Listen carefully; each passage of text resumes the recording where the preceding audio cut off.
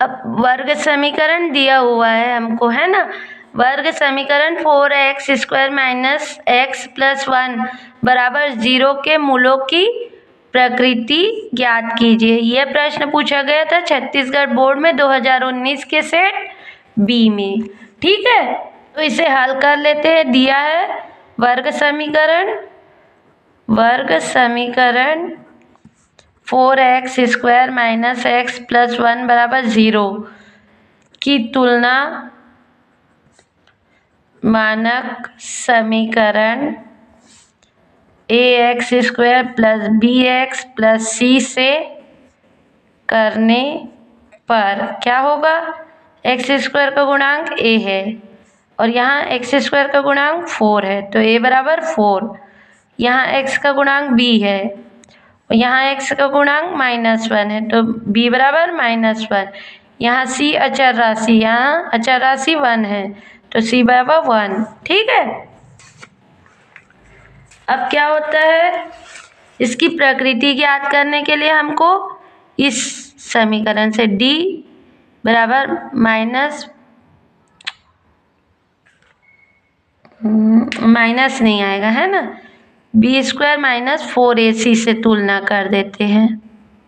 ठीक है, तो यहाँ पर क्या आ गया, b² क्या है, -1 का वर्ग माइनस 4, a क्या है 4, c क्या है 1, तो ये -1 गुणा हुआ तो 1 आ गया और यहाँ 4 एकम 4 और 4 × 4 -16, तो यहाँ पर से 16 में से 1 गया 15 और चिन्ह किसका, जो संख्या बड़ी होती है उसका चिन्ह लगता है, तो माइनस।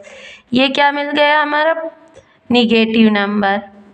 ठीक है, और जब निगेटिव मिलता है हमको तो जो वर्ग समीकरण होता है उसकी प्रकृति क्या होती है, उसकी प्रकृति होती है मूल काल्पनिक और असमान होते हैं, और जब शून्य मिलता है तो मूल समान होते हैं। ठीक है, और जब धनात्मक मिलता है तो मूल वास्तविक और असमान होते हैं। ये तीनों कंडीशन आपको याद रखनी पड़ेगी।